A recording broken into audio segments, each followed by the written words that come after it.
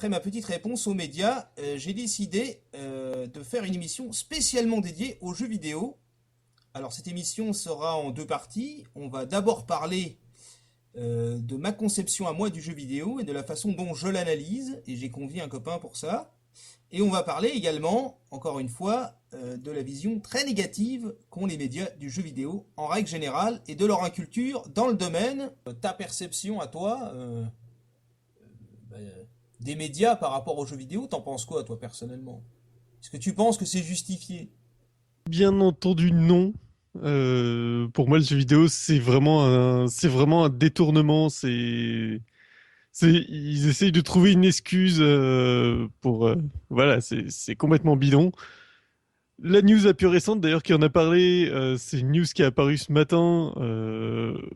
Sérieusement, on remplace dans cette news précisément le jeu vidéo, on le remplace par la télé, on a le même résultat.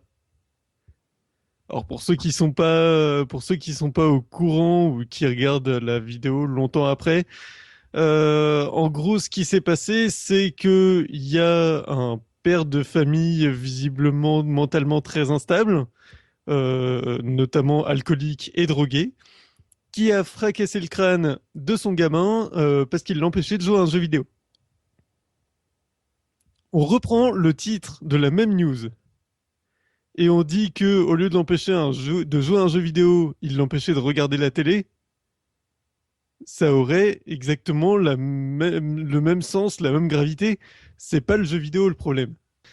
Oui, oui, non, mais le problème, c'est que maintenant, si tu veux, il y a une inversion de l'échelle des valeurs. C'est-à-dire que maintenant, c'est le jeu vidéo qui est le premier coupable, c'est pas le fait que la personne, en gros, soit alcoolique ou pas, quoi. C'est le coupable tout trouvé, c'est le jeu vidéo. Ça évite de penser, encore une fois. Hein, y a pas... Et puis dans le jeu vidéo, bien évidemment, c'est forcément violent, c'est surtout pas intellectuel, il n'y a surtout pas de réflexion, il n'y a surtout pas d'amélioration possible hein, dans le jeu vidéo. Hein. Il n'y a pas de belles valeurs. Hein. Le jeu vidéo, c'est quelque chose qu'il faut montrer du doigt systématiquement, quoi. Alors quand on disait c'était violent et pas très intéressant, à la limite, on peut laisser penser ce qu'on veut. Mais moi, j'ai fait ma petite réponse avant de lancer cette émission sur le terrorisme, parce que là, je trouve qu'on a franchi un cran, si tu veux, dans la mauvaise foi et dans l'exagération qu'on peut pas laisser passer, quoi. C'est bien connu que quand on sait jouer à Call of Duty, on sait manipuler une arme, hein, bien entendu. Alors, évidemment, il n'y a aucune différence entre le virtuel et la réalité, ça c'est sûr. Hein. D'ailleurs, non, non, mais bon, c'est totalement aberrant. Et c'est pas, je te dis, il y a, je sais pas, en l'espace d'un mois, j'ai pas fait le compte, mais honnêtement, t'as dû avoir au moins une trentaine d'attaques différentes, toujours sur les mêmes modes, quoi. C'est regarder, ah non, il y a des subtilités maintenant, parce qu'ils te disent, justement, ça va nous amener à la deuxième partie du débat. Ils te disent, ah mais vous comprenez, à l'époque, on pouvait faire encore la différence parce que la réalité et le virtuel, il y avait une différence. Quoi. Grosso modo, avant, c'était deux tâches sur un écran, alors que maintenant, ça s'est modernisé, la 3D est arrivée, on fait plus la différence parce qu'on a l'impression d'avoir des êtres humains en face de nous, donc ça les endoctrine davantage, etc. Tu vois. Il y a effectivement un petit peu de ça, mais c'est complètement bidon. C'est le nouveau truc qu'ils ont trouvé. Mais au final, on peut dire pareil du cinéma. Les technologies du cinéma ont avancé avec le temps. Maintenant, la violence du point de vue du personnage duquel on se place, elle a l'air réelle avec la qualité des effets spéciaux. C'est pas ça qui amène des gens à en tuer d'autres. Je crois que les médias se décrédibilisent suffisamment tout seuls.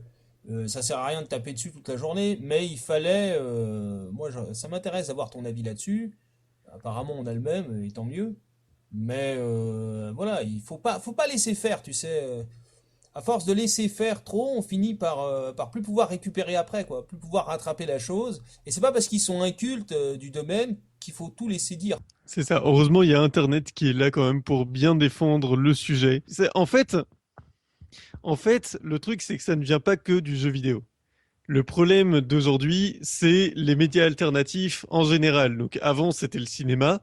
Maintenant, c'est avant tout le jeu vidéo et Internet qui sont accessibles plus facilement à n'importe quelle heure que le cinéma, où il y a plus besoin de sortir, d'aller dans une salle de cinéma, tout ça, en dehors des films qu'on a chez soi. Pourquoi il y a ça? moi j'ai une théorie qui en est plus ou moins une et qui est toute simple. Jouer à un jeu vidéo, aller sur Internet ou regarder un film, c'est s'éloigner de la télévision. Et du coup, il faut bien que la télévision la diabolise pour essayer de garder ses parts de marché. Bah, tu sais, la télévision, même quand j'étais plus jeune, on appelait ça la boîte à conneries, quoi. Donc, elle n'a pas non plus de médaille à décerner d'un point de vue qualité, j'ai envie de te dire, hein. Et j'ai envie de te dire que c'est devenu de plus en plus médiocre. Dans ma petite réponse, j'ai donné l'exemple de touche pas à mon poste. Ah, mais c'est pas une histoire de qualité, hein, c'est clairement une histoire de part de marché. C'est une personne qui joue aux jeux vidéo, c'est potentiellement une personne de moins devant la télé, donc qui rapporte moins d'argent. Oui, c'est pas faux, hein, il y a peut-être un peu de vrai là-dedans. De toute façon, tu sais, il y a beaucoup de cynisme dans tout ça, quoi. T'as le droit d'être cynique, t'as le droit de penser à ta part de marché, mais à un moment donné, il faut être un minimum cohérent avec ce que tu racontes, quoi. Ou alors, dis-le clairement. Mais les mêmes qui critiquent le jeu vidéo, un des derniers exemples en date, bon, ça date de quelques temps, mais c'est Nagui, qui s'était fait à cœur joie de se moquer des pauvres étudiants qui péniblement arrivaient à se faire 200 ou 300 dollars pour payer une partie de leurs études. Et ça lui plaisait pas, parce qu'il lisait pas de livres. Mais par contre, quand c'est, une fois qu'il a sa part de marché, quand c'est pour se faire, on va dire, de l'argent de poche, et faire de la pub pour les DS portables, là, il est le premier à être dans la liste, quoi. Si tu veux, encore une fois, il faut de la cohérence. Moi, je veux bien. Mais bon, tu vois. Et puis, il te tiendrait pas le même discours face à des jeunes un peu cultivés, etc. Et s'il y avait que les jeunes encore. Mais je te rappelle que la moyenne du jeu vidéo, c'est terminé, hein, les 15-16 ans maintenant, hein. Ceux qui jouent aux jeux vidéo, c'est les trentenaires, hein. C'est les trentenaires, voire plus. La plupart des joueurs d'aujourd'hui sont ceux qui ont grandi avec le jeu vidéo, qui ont du coup connu la NES et la Super NES au début et qui connaissent ces jeux d'aujourd'hui maintenant. Et puis pour t'acheter une PS4, faut avoir les moyens, hein.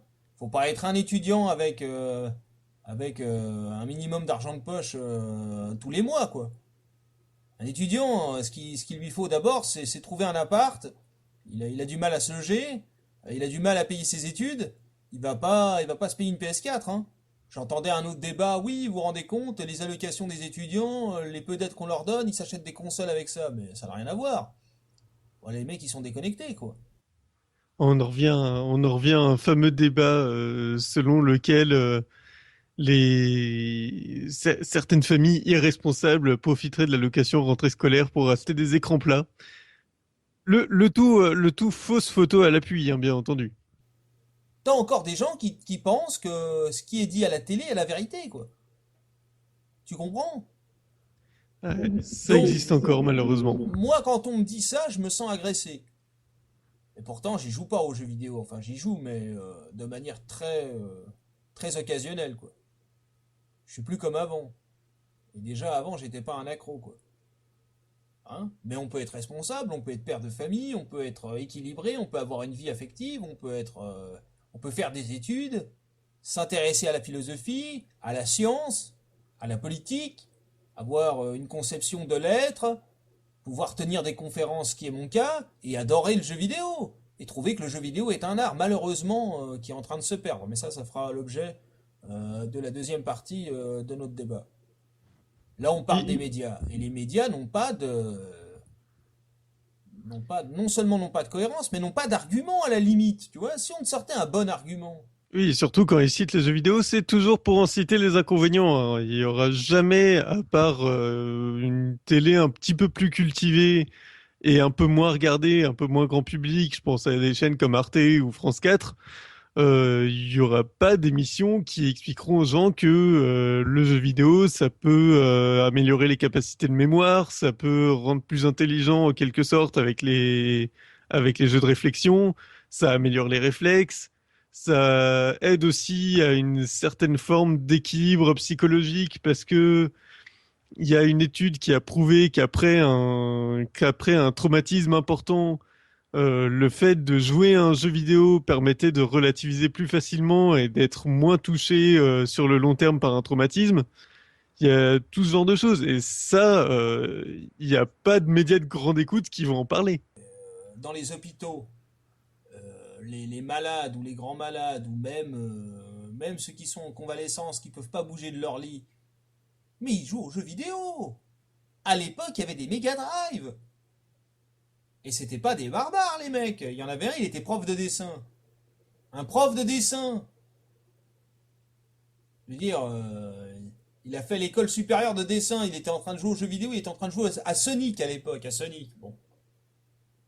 Le mec, il s'est pas dit, le prochain que je vois, je le prends et je le balance à 300 km/h sur le mur pour voir s'il rebondit ou s'il saute comme Sonic, quoi. Il s'est pas dit, je vais le fracasser pour voir si les pièces apparaissent, quoi. Tu vois, je vais bien l'éclater contre le rocher, on va voir. Tiens, est-ce que je vais faire des points? Non mais, attends. Ça leur a permis de tenir le coup, quelque part. Mais après, il faut savoir que c'est un jeu vidéo.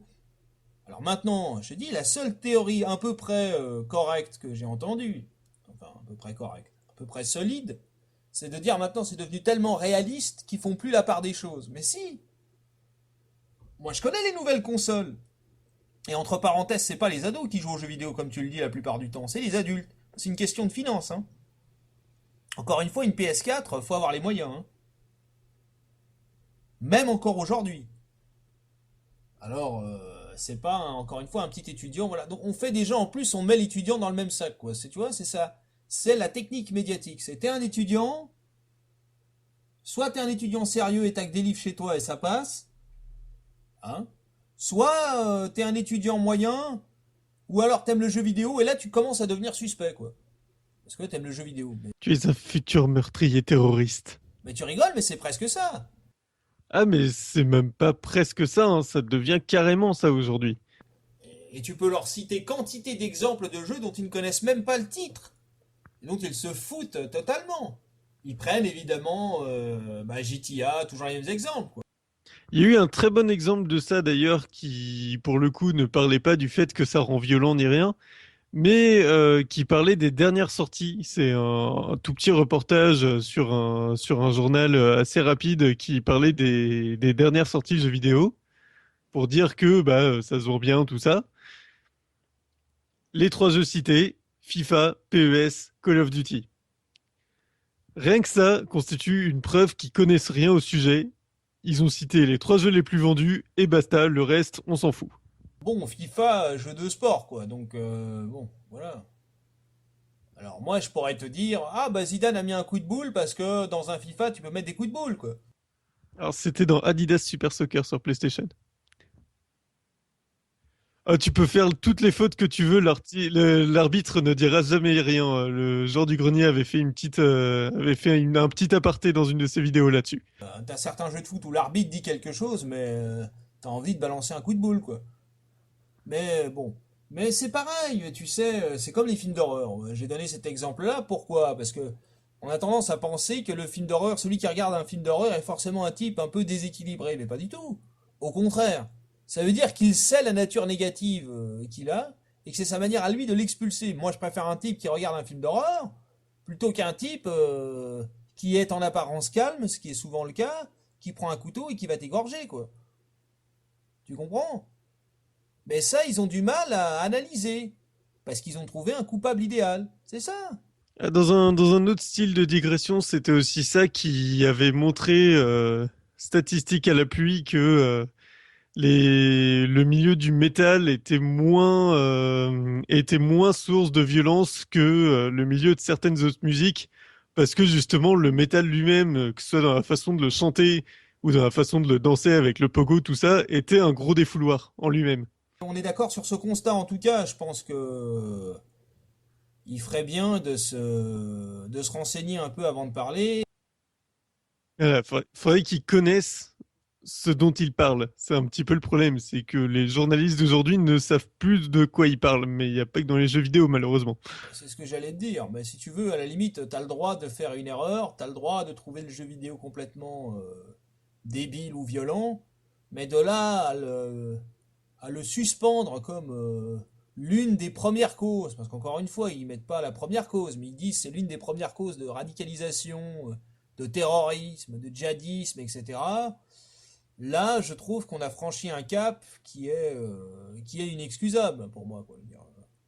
Et t'as le droit de le dire, mais après, faut pas t'étonner qu'on vienne te répondre, quoi. Donc voilà. Et alors, le deuxième sujet que j'aimerais aborder avec toi, bah, c'est moi, ce que je pense en tout cas, mais c'est que le jeu vidéo d'aujourd'hui, avec malgré les moyens technologiques, malgré la performance, malgré les graphismes, malgré le HD, malgré tout ça, justement, moi j'ai l'impression, tu prends mon cas personnel par exemple, j'ai pas de PS4, j'ai une PS3 et encore, en ce moment je l'utilise plutôt pour regarder les DVD que pour y jouer, quoi. Parce que j'arrive pas à retrouver la même sensation de jeu, je parle de jeu pur, par rapport à ce que j'ai connu avant, quoi. Aujourd'hui, t'as encore une fois l'impression de regarder un film, donc quelque part, tu peux même plus t'identifier au personnage, puisque tu ne le maîtrises même plus, tu regardes des images successives, quoi, quelque part. Moi, c'est vraiment cette impression que j'ai, quoi. Et donc, tu pourrais même balancer cet argument par rapport aux médias dont on parlait tout à l'heure. Il n'y a pas d'identification, tu peux pas intégrer le personnage directement, tu regardes un film. Pas toujours, mais la plupart du temps, c'est ça. T'as quoi, allez, t'as 5 6 minutes de gameplay, puis après t'as une image de synthèse, quoi. Et quand je te dis image de synthèse, c'est quasiment film, maintenant. Et t'as plus de création proprement dit, de plaisir du jeu propre, pur. Enfin, je sais pas ce que t'en penses, mais moi en tout cas, c'est ce que je crois. Bah, personnellement, je trouve que ce dont tu parles là, c'est quelque chose qui est très symptomatique aujourd'hui du secteur des AAA. Des jeux à gros budget qui sont de plus en plus pensés comme des films et qui du coup n'aiment pas qu'on s'éloigne de leur scénario. Mais tu sais que d'ailleurs, t'as certains jeux vidéo qui font plus qu'un film, hein, au niveau du budget. Oui, aujourd'hui, ça dépasse carrément le budget du cinéma. Enfin, ça dépend des jeux, et ça dépend des films. Mais il y a quand même, oui, des très très gros budgets en termes de jeux. Et clairement, ils pensent à ça de plus en plus comme des films. Alors, moi, je sais à peu près ce que tu penses, parce on en a déjà un peu parlé hors antenne, on va dire, mais quelque part, ça devrait être le contraire. Normalement, comme ils se sont déjà cassé la tête il y a 30 ans pour commencer à faire les premiers jeux vidéo, j'entends la NES, la Super NES, etc. Les premiers jeux vidéo, on va dire, aboutis avec un personnage, je te parle pas des bâtons et du petit carré qui était censé représenter un court de tennis, quoi. Mais les premiers jeux vidéo à peu près aboutis, qui faisaient quelques cours, on va dire, de taille, eh bien, t'étant battu, on va dire, pendant 30 ans pour devenir une industrie et un domaine réservé où des millions de joueurs jouent, ayant maintenant des facultés financières que tu n'avais pas avant, tu devrais au contraire t'éclater en création. Tu vois ce que je veux dire? Ouais, le petit problème avec ça, c'est que une bonne partie des créateurs de jeux aujourd'hui pensent avant tout au scénario. C'est vraiment le premier truc auquel ils pensent. Et ouais, oui, en fait, l'histoire du jeu, ça va être ça. Et du coup, bah, plus tu penses scénario, moins tu laisses de place à l'interactivité. C'est, c'est obligatoire. Je suis pas d'accord avec ça. Regarde Final Fantasy VII. C'est un des jeux où franchement le scénario c'est un des plus fouillés, quoi. Franchement, je sais pas si tu y as joué, je pense que tu y as joué, sinon. Le RPG, c'est un petit peu l'exception qui confirme la règle, en fait. Ah ouais, mais dans le 7, non mais là tu me parles du scénario. Je te dis, le scénario du 7 c'est monstrueux. Et dans le 7, non seulement tu as un scénario qui te permet, on va dire, d'évoluer avec tes persos, de combattre de façon égale, mais en plus de ça, tu as des quêtes à l'intérieur de ça. Tu peux te balader librement avec ton perso sur la carte du monde, etc. etc. Mais bon, je t'ai pris l'exemple de Final Fantasy VII, mais il y a d'autres jeux dont le scénario n'est pas mauvais. Tu prends les premiers God of War par exemple, bon, tu me diras, c'est un scénario mythologique que tout le monde connaît, refait un peu à la sauce jeu vidéo pour justifier l'action. Mais bon, t'as quand même de l'action, quoi. Alors c'est un peu plus, je t'accorde que c'est un peu plus rectiligne, dans le sens où tu peux pas aller partout, quoi. Euh, mais un beat'em all, en même temps, ça a toujours été fait pour être dirigiste. Donc, c'est pas gênant en soi. Par contre, quand on voit, par exemple, le monde du FPS, C'est celui sur lequel je fais le plus ce reproche que j'ai fait au début.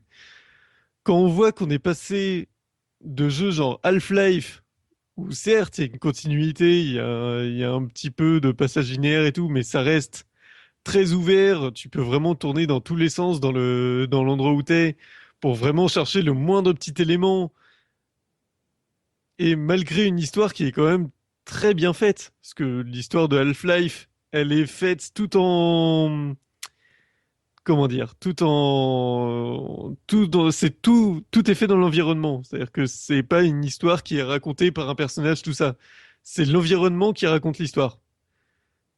Mais c'est quand même prenant et c'est pas scripté dans tous les sens avec des ennemis qui arrivent à l'infini tant que t'as pas atteint une certaine zone, avec un truc où tu peux pas retourner en arrière. Bon, il y a des passages où tu peux pas retourner en arrière, mais c'est parce que t'as fait un truc en particulier. Mais voilà, ça reste. C'est que le jeu vidéo à l'époque, bah, à part quelques exceptions, à part évidemment des jeux de sport ou autres, même les jeux de sport, tu peux retourner en arrière, c'est le but, hein. Mais je veux dire, t'avais quand même plus de liberté, quoi. Théoriquement, t'avais plus de liberté et les scénarios des jeux d'époque, parce que ton idée c'est d'axer sur les scénarios, je trouve pas que les scénarios des jeux d'époque soient plus mauvais que les scénarios d'aujourd'hui, quoi. À l'époque, t'avais le contrôle total de ton personnage. Et c'est quelque chose qui change tout. Parce qu'aujourd'hui, il y a beaucoup de jeux dans lesquels ton personnage finit par bouger tout seul. Oui, ouais, tu me parles du scénario, tu me dis, ouais, mais l'argent, il pense d'abord au scénario. Mais à l'époque, ils avaient moins d'argent, et je te dis, les scénarios étaient pas forcément plus mauvais que ceux d'aujourd'hui, au contraire, quoi. Ah mais ça veut pas dire que les scénarios sont meilleurs. Ça veut juste dire que c'est ce qu'ils pensent, c'est le truc auquel ils pensent en premier. Oui, mais c'est contradictoire. S'ils le pensent en premier quelque part, s'ils mettent tous leurs espoirs dans le scénario, ça doit être un truc béton, quoi. Tu comprends? La réalité des faits, c'est qu'avant un jeu vidéo, bon, même encore maintenant, on va dire ça prend entre 1 ou 2 ans, selon le développement, etc. Mais la plupart du temps, ça sort en quelques mois, quoi. C'est ça. C'est-à-dire, quand tu vois la série des FIFA, machin, où t'as que la couleur des godasses qui change, et que à peine l'année 2016 vient de se terminer, il reste encore 4 mois, que t'as déjà le 2017 qui est actuellement en vente un peu partout sur tous les sites, ça me fait doucement rigoler, quoi. Voilà, mais après tout, pourquoi changer une recette qui fonctionne, quoi? FIFA, c'est un petit peu un cas à part parce que le principe, c'est qu'ils ont commencé à faire leur licence annuelle en mettant à jour un petit peu le gameplay et les noms des joueurs à l'époque où les mises à jour sur console, ça n'existait pas. C'est-à-dire sur Super NES, sur Mega Drive, ensuite sur les 32-64 bits, il n'y avait pas de mise à jour à l'époque. Et vu qu'ils ont habitué les gens à cette époque-là et que ça a été toujours dans la continuité, c'est-à-dire qu'à partir du moment où il y a eu un FIFA par an, il y a toujours eu un FIFA par an, bah, d'un côté, pourquoi arrêter? Oui, oui, non, mais bon, sur le principe, on le comprend, si tu veux, mais toi, Tant en que les tant gens que... achètent. Ouais, mais toi, en tant que consommateur, à un moment donné, tu dois te poser une question. Quelle est la différence entre le 2016 et le 2017? Alors peut-être qu'il y a une énorme différence. Moi, personnellement, j'en vois pas. Mais peut-être que je suis ignare, à part le nom des joueurs qui changent, faudrait m'expliquer, quoi. Tu vois? En plus, l'industrie va bientôt. On va parler de ce point aussi qui pour moi est très important. Moi, je suis nostalgique des CD, même des CD pour te dire. Voilà. Des CD qu'on pouvait échanger ou trouver d'occasion, ou les vieilles cartouches rétro qu'on pouvait trouver d'occasion, etc. Aujourd'hui, tu pourras plus le faire, ça. Parce que la plupart des majors veulent digitaliser tout, veulent enlever le côté matériel de l'objet pour que tu évites justement qu'il y ait un marché parallèle qui se fasse, quoi. On peut d'ailleurs remercier Sony hein, d'avoir, entre guillemets, lutté contre ça sur la PS4. Parce que bon, Nintendo, c'est un cas à part. On pouvait le faire aussi avec la Wii U, mais elle n'est pas directement concurrente des deux autres. Mais si la Xbox One permet aujourd'hui d'avoir un marché de l'occasion tel qu'il est et de pouvoir utiliser un jeu prêté, par exemple, c'est grâce à la politique de Sony qui a décidé de ne pas faire de verrouillage sur ses jeux, de ne pas faire d'installation obligatoire ou de pas faire de verrouillage de DRM comme Microsoft voulait en faire sur Xbox One. Ah bon, en tout cas, Microsoft, ce qu'il voulait faire, c'était l'élimination pure et simple du support disque. Bah, en gros, ce que voulait faire Microsoft, disque ou non, c'était un peu un équivalent de Steam. C'est-à-dire que on achète un jeu, on l'installe sur son compte, il appartient à notre compte, donc on peut pas le revendre parce que sinon la personne pourra pas l'installer sur son compte. Mais ils le font un peu, quoi. Ils le font un peu, mais ils ont fait machine arrière là-dessus. Parce qu'au départ, ils C'est ça. voulaient généraliser la chose. Ils voulaient le faire pour tous les jeux, pour tout. Maintenant, ils le font, mais pour faire passer la pilule, ils ont annoncé une nouvelle fonction qui est le Play Anywhere, qui permet en fait à un jeu qui est compatible à la fois sur Xbox et PC, de l'acheter sur une plateforme et de pouvoir y jouer sur les deux, peu importe où on se trouve, du moment qu'on se connecte à son compte. Oui, oui, mais il faut que tu te connectes à ton compte. Donc par cette manœuvre, on va dire, sournoise, eh bien, tu seras le seul à pouvoir profiter de tes jeux quelque part. Si demain tu as envie de revendre, je sais pas, le dernier Tomb Raider parce que tu l'as fini 3 fois et puis que tu le trouves joli mais que tu as envie d'acheter un autre jeu, tu peux pas. Tu peux pas. Voilà. C'est ça. Et d'ailleurs, la Xbox One est encore la seule console où tu as besoin de te connecter à Internet pour l'activer. C'est-à-dire que si tu ne l'actives pas, tu peux même pas y jouer, quoi. Et je me rappelle encore de l'annonce pleine de mauvaise foi qu'avait fait un employé de Microsoft quand on lui a demandé qu'est-ce qu'on faisait si on n'avait pas de connexion Internet. Le gars a répondu sans la moindre honte, bah si vous n'avez pas de connexion Internet, on a une solution pour ça, elle s'appelle la Xbox 360. En gros, t'as pas Internet, tu joues sur l'ancienne génération et tu fermes ta gueule. Voilà. Je me souviens de la communication de la Xbox One avant qu'ils décident de faire machine arrière et d'adopter plus ou moins la même stratégie que sur la PS4 en ce qui concerne l'utilisation des jeux sur disque. C'est qu'à chaque fois qu'ils faisaient un post, genre sur Facebook, sur Twitter, tout ça, il y avait toujours une blinde de réponses de gens qui mettaient juste Sony wins. Sony a gagné. Bah oui, oui, bah ouais, ouais, mais bon, on peut parler de ça aussi, puisque quelque part, ça rejoint un peu le débat. Quand Sony s'est lancé avec sa première PlayStation, tout le monde a pensé qu'ils allaient se planter, hein. Tout le monde. Il n'y en a pas un. Sega était super puissant à l'époque, hein. C'était vraiment, c'était des monstres, quoi. Nintendo était en train de se marrer parce qu'ils se sont dit ils y arriveront pas sans nous, etc., etc. Et puis Sony, ça a été les premiers à faire une campagne de pub complètement différente de ses concurrents directs. Parce qu'ils s'imaginaient pas, ils se sont dit ils vont se planter, puis voilà, ça va être un beau fiasco, puis voilà, quoi. Aujourd'hui, quelque part, c'est Sony qui rythme la musique, hein. Et ils ont d'ailleurs bien de la chance hein, d'avoir aussi bien réussi le lancement de la PlayStation parce qu'aujourd'hui c'est ça qui les fait tenir, hein, clairement. Ouais, mais c'est du talent aussi. Il n'y a pas que de la chance là-dedans. C'est du talent. Ah non, je dis pas qu'ils ont de la chance sur le lancement de la première, je dis qu'ils ont de la chance aujourd'hui d'avoir ça. Parce que leurs autres secteurs se cassent la gueule et c'est grâce à Sony Computer Entertainment qu'ils arrivent à garder la tête hors de l'eau. Et tu vois comme le hasard fait bien les choses. Rappelle-toi de la campagne de la première PlayStation. C'était quoi? Tu voyais le gars qui disait regardez, il a abusé du bouton, etc. Regardez les effets de la PlayStation sur l'individu, etc. Tu voyais le Ouais, mec complètement je me débile. souviens de cette pub-là. Tu te souviens de ça? Ne sous-estimez pas la puissance de la PlayStation. Bon, bah, tu vois, ça, quelque part, c'est pour tourner en dérision la réponse médiatique, qui consiste à dire le jeu vidéo est abrutissant ou le jeu vidéo est dangereux. Et encore à l'époque, c'était moins courant qu'aujourd'hui, ce genre de critique. Parce qu'on rentrait tout juste dans la 3D, donc la violence dans les jeux vidéo, c'était encore l'affaire que de jeux comme Doom ou Mortal Kombat, quoi. Ouais, mais enfin, les premiers Doom, ils étaient pas en 3D, hein. Enfin, les premiers Doom, les décors peut-être, mais les premiers jeux PC, on n'a pas attendu la première Play pour y jouer, hein. Donc, t'avais déjà, oui, moi je me souviens, j'avais testé, bon, on sort un peu des consoles, mais j'ai testé Dungeon Keeper par exemple. On me disait, mais c'est quoi? Tu fais des donjons, t'entraînes des créatures, tu butes tout le monde, c'est quoi la valeur, etc., etc. Puis ça c'est une façon de voir les choses. Mais c'est ceux qui s'y intéressent pas. Puis t'en as d'autres qui s'y intéressent, qui se disent tiens, c'est stratégique, c'est évolutif, voilà, faut faire des portes, faut créer des pièges, faire des sorts, etc. De temps en temps, faut se dire aussi que jouer à un jeu vidéo, c'est pas forcément être le héros qui sauve le monde. Ça peut être aussi des fois marrant de jouer le méchant. Mais bien sûr, qui n'a jamais... c'est comme un acteur, tu prends un acteur. Un acteur, il adore jouer des rôles qui sont contraires à sa propre personnalité. Toi, t'es acteur, imaginons. On te demande de jouer le rôle d'Adolf Hitler.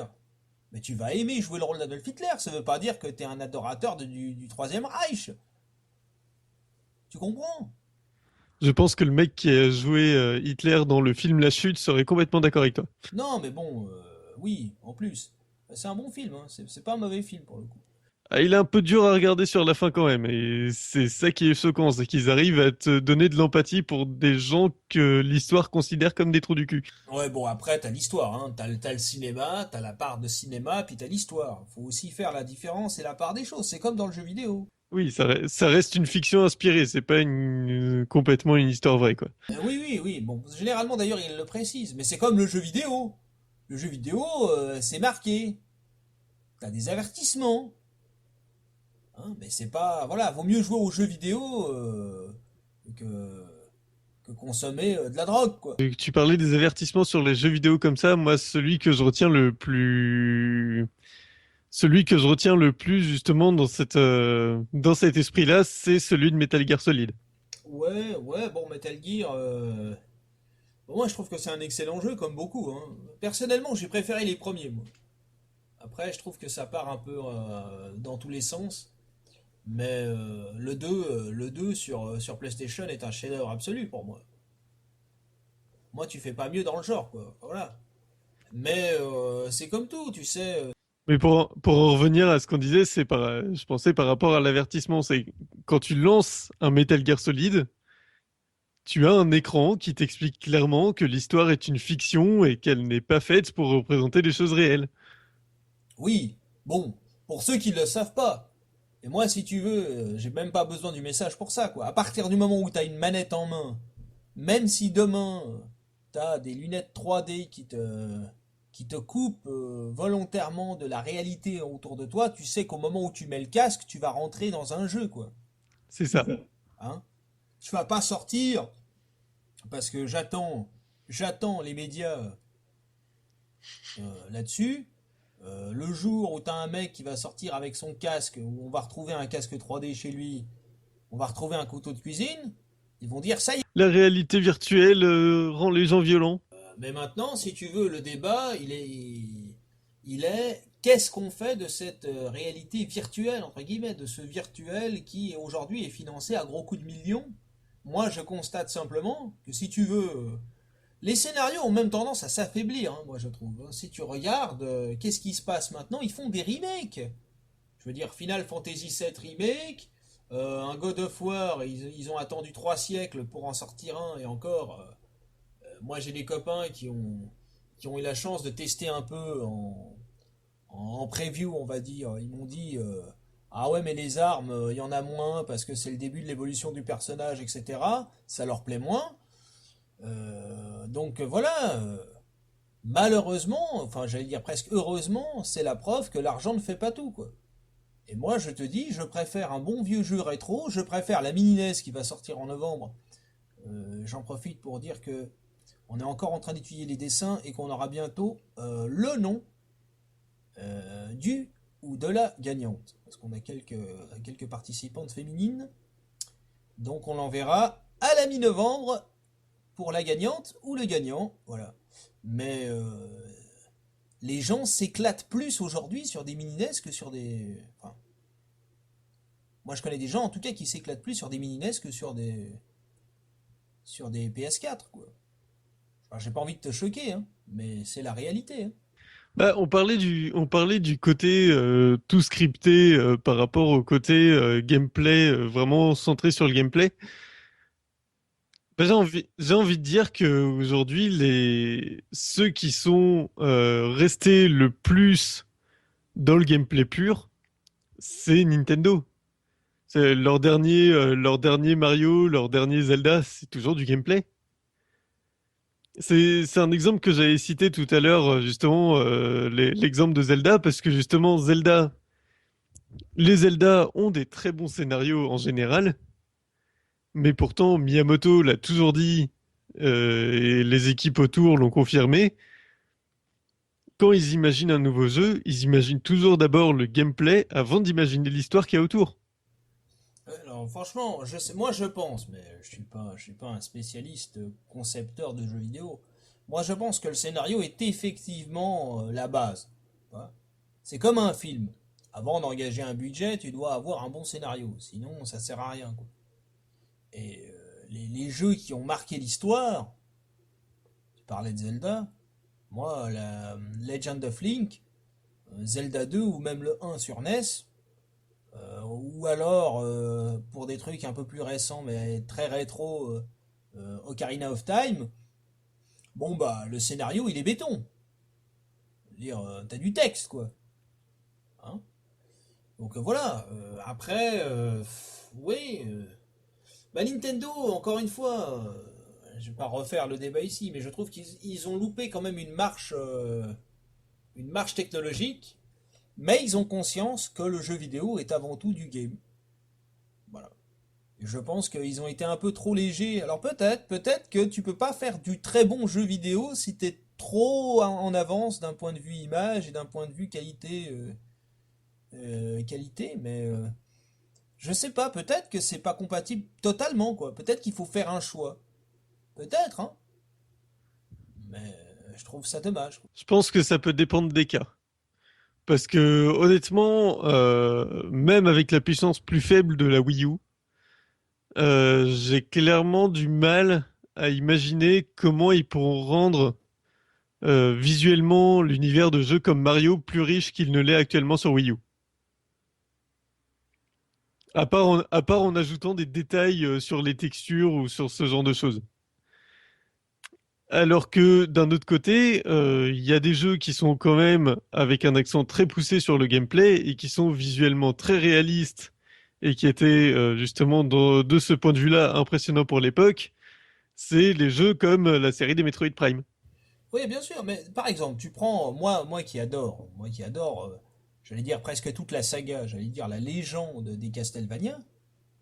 Tu pourrais très bien imaginer demain un Dracula X ou même un Vampire Kiss ou avec toujours l'esprit perso 2D, avec un décor en 3D un peu plus amélioré et avec des musiques qui tabassent sa race. Or, tu n'as plus ça. Tu regardes même les derniers Castlevania qui étaient sortis. Moi, j'ai une PS3. Ah, les fameux Lord Lord of of Shadow. Shadow. Lord of Shadow, c'est. Bon, voilà. Moi, j'ai fini le 2. Hein. C'est très bien, mais ça n'a plus rien à voir, quoi. C'est plus le Castlevania qu'on a connu avant, quoi. Ça a perdu le côté nerveux avec la musique qui effectivement tabasse bien derrière, qui balance bien l'ambiance du jeu. Mais justement, tu devrais pouvoir retrouver ce gameplay-là en profitant légèrement, sans trop forcer, c'est ça leur problème. C'est qu'à mon avis, ils veulent trop forcer. Ils veulent exploiter un maximum la puissance de la console. Or, à mon avis, ils devraient exploiter un peu la technologie qu'ils ont à disposition, mais sans dénaturer le jeu, quoi. Après, sinon, c'est plus Castlevania. Regarde le Castlevania sur N64. Ils ont voulu faire un truc en 3D, c'est pourri. Il n'y C'est a pas ça. de son, il n'y a pas de musique, j'ai envie d'être vulgaire, c'est à chier. Donc, voilà. Et pourquoi ils font pas ça? Avec une nouvelle réorchestration, avec, tu vois, avec des décors, même des nouveaux décors. Ils pourraient mettre une quantité de nouveaux stages, faire des nouveaux persos. Ils pourraient faire ça. Et ça leur coûterait encore moins cher que de faire des espèces de gestion de 3D avec des logiciels qui coûtent un bras le quart d'heure et des ingénieurs payés à 15 000 € le mois, quoi. C'est ça. D'ailleurs, je ne pourrais si je peux me permettre de faire de la pub pour un jeu à venir, je ne peux que conseiller aux amateurs de Castlevania de jeter un œil sur un jeu qui, si tout se passe bien, sortira en mars 2017, qui a eu une campagne Kickstarter qui a eu beaucoup de succès, qui s'appelle Bloodstain et qui est un Castlevania-like conçu par, ou en tout cas produit par le mec qui a été assistant réalisateur de Symphony of the Night et qui a été producteur de pas mal de Castlevania, donc dont les derniers, mais aussi des Castlevania 2D. Ouais, ça c'est moins bien les derniers, mais non, non, mais bon. Ah, mais bon, faut dire qu'il a été producteur de Castlevania Aria of Sorrow, par exemple, sur Game Boy Advance, qui était génial. Mais il y a Castlevania Bloodline aussi qui est pas mal, hein. Bloodline sur Mega Drive, l'un des seuls Castlevania sortis sur cette console, le seul, je crois. Il me semble, oui, que c'est le seul, et ils sont quand même éclatés à faire un jeu complètement exclusif, et qui, malgré le chip sonore tout pourri de la Mega Drive, ils ont réussi à faire de bonnes musiques dessus. Ouais, alors j'ai vu un gars sur internet qui avait fait une émission là-dessus. Je suis en grande partie d'accord avec quasiment tout ce qu'il a dit, sauf un point où il explique qu'il préférait le son du Castlevania Bloodline à Super Castlevania 4 sur Super Nintendo, parce que là tu entendais mieux les synthés quoi quelque part. J'ai envie de lui dire, faut pas exagérer quoi. Qu'il s'en soit bien sorti, on est tout à fait d'accord, que ça soit un chef-d'œuvre, on est tout à fait d'accord. Mais au niveau du son, on préfère quand même la Super NES. Enfin, moi en tout cas. Ah non, mais je suis parfaitement d'accord. Bon, on est d'accord là-dessus. Alors, je te demanderai simplement une conclusion. Qu'est-ce que qu'est-ce qui t'éclate le plus, toi? Est-ce que t'es plus rétro ou est-ce que t'es plus actualité, on va dire? Ça va dépendre des genres. Mais dans la globalité, t'as pas de préférence, quoi. Dans la globalité, bah, j'ai toujours plus ou moins suivi et aimé ce que fait Nintendo depuis le début jusqu'à maintenant. Après, je reste toujours plutôt orienté RPG, surtout RPG japonais. Mais tu finiras par passer du côté obscur. Ah bah il faut bien, hein, parce que Persona 5 va sortir sur PS3, hein, donc il faut bien que j'en achète une. PS3 ou PS4? Ah, la PS3 a eu un tel succès au Japon qu'il y a encore beaucoup de jeux récents qui sortent sur PS3 et PS4. C'est le cas des derniers Guilty Gear et Blaze Blue, c'est le cas du dernier Odin Sphere, c'est le cas bah, de Persona 5 du coup. Il y a un jeu dont je me souviens que par contre ce n'est pas le cas, c'est le dernier Star Ocean qui par contre lui ne sortira que sur PS4 à ma connaissance. Non, mais bon, après, c'est normal, mais tu vois, par exemple, je trouve qu'il y avait quand même beaucoup plus de sorties à mon époque au niveau des jeux rétro que des nouveaux jeux. Alors, beaucoup diront que ça demande plus de temps parce que plus de complications, etc. Mais en fait, pas du tout. Les jeux prenaient énormément de temps aussi à l'époque, quoi. Et t'avais quand même plus de jeux qui sortaient avant. Moi, je me souviens de la PS4 quand elle est sortie. Parce que j'ai été un des premiers à en avoir, pour les distribuer, on va dire. Pas gratuitement, heureusement, hein. Et on me disait, ah oui, mais attends, j'étais déjà critique, quoi. Il y avait deux jeux qui étaient, ou trois, quatre jeux qui étaient sur le marché, les trois, quatre jeux principaux, quoi. Knack, bon, tu connais les jeux en question. Et je commençais déjà à me plaindre. Mais ouais, mais faut laisser le temps, tu verras dans un an et demi. Un an et demi, 2 ans plus tard, t'as peut-être une vingtaine de jeux en plus qui se sont rajoutés, quoi. Et aujourd'hui, et quand je te parle de ça, à l'époque, sur PS3, il sortait encore des trucs.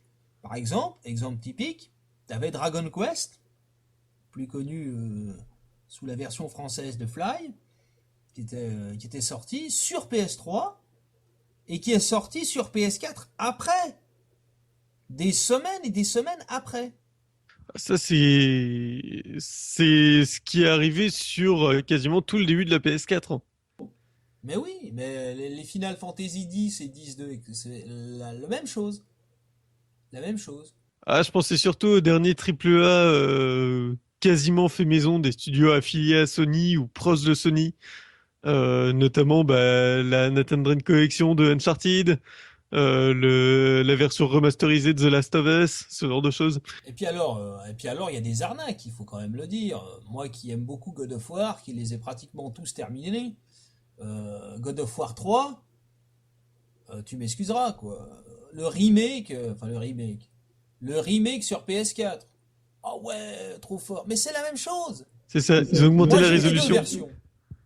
J'ai eu les deux versions. C'est la même chose. Ou quasiment la même chose. La même chose. Donc c'est du vol. Tu te rends compte qu'il faut attendre la fin de vie de la PS4. T'annonces déjà la PS5. Avec la PS4 Pro, la PS4 Slim, etc., etc., pour commencer à avoir des jeux qui sortent. Final Fantasy qui devait sortir là, en septembre, je crois. C'était septembre. Ça a été repoussé jusqu'en novembre. Tu te rends compte? C'est ça. Bon. Alors voilà, moi j'ai pas de PS4 encore, hein. Je finirai par craquer, mais enfin par craquer. J'en ai déjà eu une dizaine et à chaque fois c'est la même chose. Je la tiens 2 semaines et je la revends. Ah, si j'en avais une, je pense que je la garderais peut-être parce que mon PC est à la traîne et que du coup, en plus des jeux vraiment conçus pour la PS4, j'aurais aussi quelques jeux qui sont multiplateformes. Bon, ça on en parlera à l'extérieur de l'émission, mais j'ai un petit tuyau pour toi, hein. Bon, on peut pas tellement faire de pub sur une chaîne YouTube, c'est pas le but recherché quoi. Bon écoute, moi je vais t'amener ma conclusion à la chose. Moi je trouve simplement dommage que les jeux d'aujourd'hui oublient que le jeu vidéo c'est avant tout quand même un gameplay et c'est pas que des images et même combien même ça serait joli, autant aller au cinéma quoi. Tu vois ce que je veux dire. Et je reproche un peu la paresse de création. Ils sont pas obligés, je ne demande pas non plus à avoir le château de Versailles reproduit à l'identique avec le roi de France qui débarque, qui t'ouvre la porte et puis le jeu qui commence quoi. Mais je demande d'utiliser pour le coup les moyens techniques d'aujourd'hui et la puissance des machines d'aujourd'hui de façon réglée, un peu plus réglée, et essayer d'équilibrer un peu plus le gameplay quoi. Et qu'il y ait un peu plus de sorties aussi, parce que une console, une PS4 aujourd'hui, c'est quand même pas donné, surtout une console quand elle sort, et t'as envie de la rentabiliser quoi. Et franchement, on peut pas dire qu'il y a énormément de jeux qui sortent. Par rapport à l'époque, il y en a beaucoup moins. Voilà. Je sais pas ce que tu penses. Bah, je pense qu'au final, les seuls qui ont l'air d'avoir plus ou moins compris ce genre de choses, c'est une partie des développeurs japonais qui sont restés sur leur base malgré l'évolution de la technologie. Quand je vois des jeux comme par exemple Record qui est sorti là sur PC, Xbox ou Nier Automata qui veut sortir sur PC, PS4, on voit que le gameplay est quand même bien présent et que c'est quand même le gameplay qui prime, même si il y a vraiment un style artistique et une histoire qui ont l'air de bien être placés derrière. Ça et du coup les indépendants. Ça devient des exceptions, et puis non seulement ça devient des exceptions, mais en plus, comme tu le dis si bien, les scénarios sont souvent très faibles. Alors qu'avant, t'avais les deux.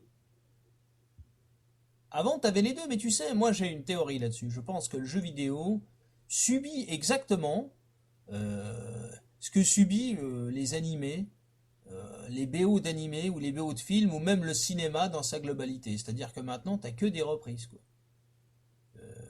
Maintenant, j'ai vu qu'il allait y avoir une reprise bientôt de Jumanji. Voilà.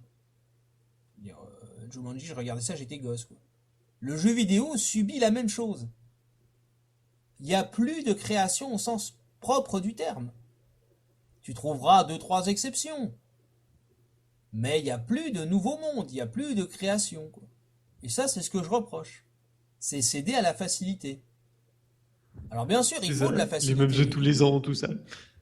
Oui, bon, des fois, il y a des... Quand même, on va pas taper sur toute l'industrie du jeu vidéo. Des fois, tu as quelques rares titres qui sortent un peu du lot. Ouais, il y a toujours quelques exceptions. Je pense même pas uniquement du côté japonais, tout ça. Je pense du côté des Américains. Mirror's Edge Catalyst, fallait quand même l'oser parce que le premier Mirror's Edge s'est mal vendu et qu'il a fallu quand même que les fans insistent pendant de longues années pour qu'ils aient droit à une suite. Enfin, une suite en forme de plus ou moins de reboot. Ouais. Non, mais bon, moi, j'ai pas vu la suite, mais tant que c'est bien fait, ça va. Après, faut se méfier, quoi. Moi, je pars du principe que, par exemple, je vais choquer des gens en disant ça, je pense que Final Fantasy VII Remake, la version PS4, jamais elle aurait dû sortir. Jamais. Je veux dire, t'as des gens comme moi qui sont attachés au tour par tour, déjà. Après, tu me diras, avec les machines d'aujourd'hui, c'est un peu ridicule de faire du tour par tour. Ok. Mais ça n'a plus rien à voir. Ça n'a plus rien à voir. T'as plus du tout la même liberté, quoi. Plus du tout. Alors après, c'est clair que graphiquement, ça n'a rien à voir. Bon, graphiquement, la première play, elle peut aller se coucher, quoi. Mais t'as pas que ça. Et je reproche, moi, évidemment, ça se vend. Bien sûr que ça se vend. Quelque part, il devrait se servir, comme tu dis, de l'argument ça se vend, donc on le fait, pour de temps en temps produire des choses qui sortent de l'ordinaire, quoi. Pour de temps en temps faire une marque. Parce qu'un jeu comme FF7, qu'on le veuille ou non, ça reste dans l'histoire du jeu vidéo. Sephiroth comme étant l'un des plus aboutis méchants de toute l'histoire, et le scénario comme étant l'un des plus solides, des plus incontestés de toute l'histoire. Donc voilà. Et quelque part, et ça n'a pas empêché de faire de l'argent en plus. Mais au moins, tu marques l'histoire. C'est comme Mario, qu'on le veuille ou non, Mario, ça a marqué l'histoire. Qu'on le veuille ou non, Sonic, ça a marqué l'histoire. Mais regarde la déchéance de Sonic. Voilà. Ah oui, le pauvre Sonic qui n'a pas réussi à se renouveler. C'est pitoyable. Mais enfin bon, ça après, personne n'est parfait, tout le monde peut faire des erreurs, mais il y a quand même une paresse, quoi. Il y a une espèce de facilité, on fait un truc beau, parfois même on bâcle le scénario, et puis les joueurs, à la limite, les gameplay, ils s'en foutent, tant qu'ils sont émerveillés par l'image, tu vois, c'est un peu comme Avatar, quoi. Le scénario est nul, mais il y a des effets spéciaux. C'est vraiment un petit peu ça. C'est d'ailleurs ce que disait Julien Chiez dans un débat avec Benzaï. C'est que justement, Benzaï, lui, était vraiment dans le côté très centré gameplay. Et de l'autre côté, tu avais Julien Chiez qui vouait un culte à Uncharted 4 en disant mais c'est pas que du jeu, c'est une expérience, c'est contemplatif. Bah oui, mais même si c'est beau, derrière, si le gameplay suit pas et que c'est scripté toutes les 5 minutes, bah faut comprendre qu'au bout d'un moment on se fait chier quoi. Moi, je pense qu'il faut pas opposer forcément les nostalgiques comme moi du rétro gaming avec les amoureux comme moi des choses qui peuvent être belles. Mais comme tu dis, il faut pas oublier qu'un jeu doit être un jeu. Si tu veux être contemplatif, tu vas au cinéma. Le cinéma, c'est fait pour ça. La console de jeu, à un moment donné, c'est pour t'impliquer, c'est pour te donner une émotion par rapport à une action. C'est pas simplement pour que tu sois contemplatif, quoi. Sinon, va au ciné.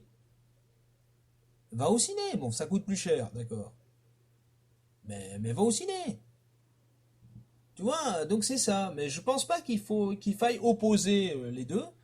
Je critique simplement le fait que t'as beaucoup plus de l'un et plus de l'autre, ou quasiment plus de l'autre, quoi.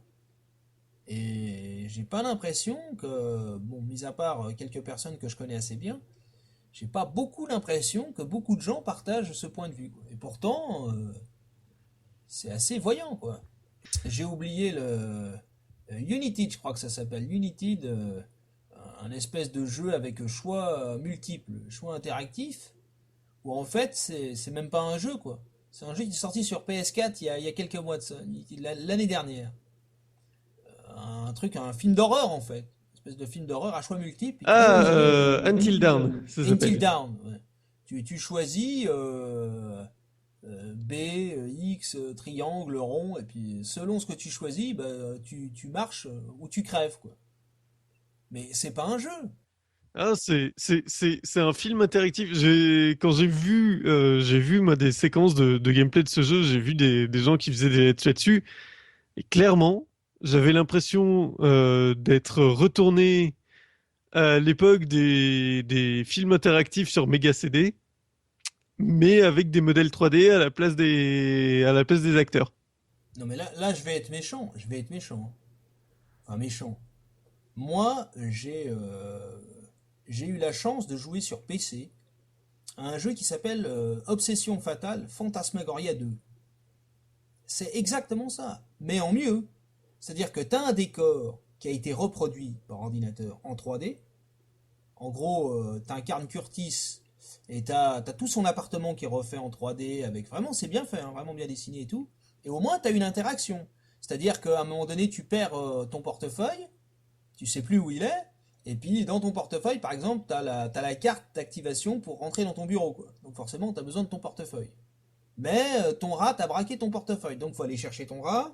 Après, tu vois que le portefeuille est sous le canapé, donc tu dois amener le rat sous le canapé. Une fois qu'il est sous le canapé, tu dois aller chercher une barre de céréales pour tenter le rat pour qu'il te ramène le portefeuille, et après tu peux aller à ton bureau, etc.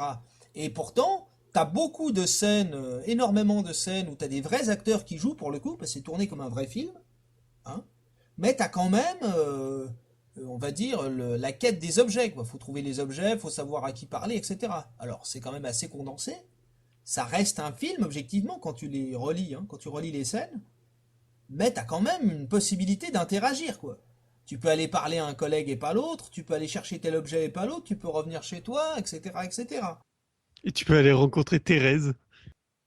Ah, c'est surtout qu'il y a en ce moment j'en parlais juste avant parce qu'il a fait un débat avec Julien Chiez.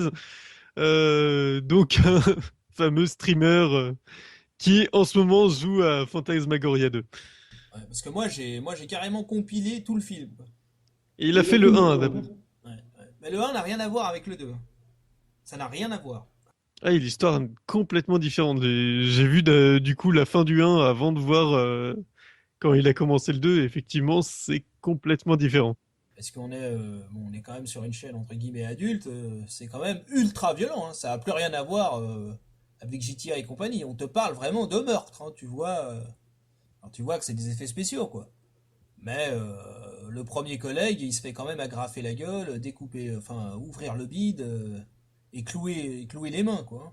Par exemple. Il y a une petite scène aussi où le rat mange un truc un petit peu dégueulasse. Et là, t'es qu'au début, hein, parce qu'après, tu vas flipper. Ça va te surprendre en tout cas, quoi. Voilà. Mais ça, tu vois, c'est un jeu quand même où tu sens que c'est un film en fait, mais ils ont fait l'effort de laisser quand même un gameplay à l'intérieur. Il suffit pas d'appuyer sur un bouton. Tu dois trouver l'objet, savoir si tu dois aller chez la psy ou au borderline, ou retourner voir qui, etc., etc. Et cetera. Et puis, tu as un certain temps à un moment donné, parce qu'au début, t'as pas trop de stress, je vais pas tout te révéler. Et au bout d'un moment donné, tu as un certain nombre de temps pour faire un certain nombre d'actions. Sinon, tu y passes, clairement. Donc, voilà. Et c'est pas simplement un film où tu t'appuies sur un bouton. En gros, si tu appuies sur le bouton, bah tu continues le film. Puis si tu appuies sur le mauvais bouton, bah c'est pas grave, t'es game over, mais tu recommences, quoi. Ça n'a pas d'intérêt. D'ailleurs, la plupart des gens que je connais qui ont acheté le jeu sur PS4, là, ils l'ont revendu 4 jours après, quoi. Parce qu'une fois que tu as fini le truc, bon bah voilà. Donc on n'est pas là pour opposer entre guillemets la modernité, si j'ose dire, avec le rétro, quoi. Mais faut pas oublier qu'un jeu reste un jeu. Sinon c'est plus du jeu. Et c'est plus du jeu vidéo non plus, quoi. Voilà. En tout cas, c'est mon point de vue. Et c'est mon avis aussi, en même temps. Alors je vais vous souhaiter une bonne fin de journée. Et surtout jouez bien.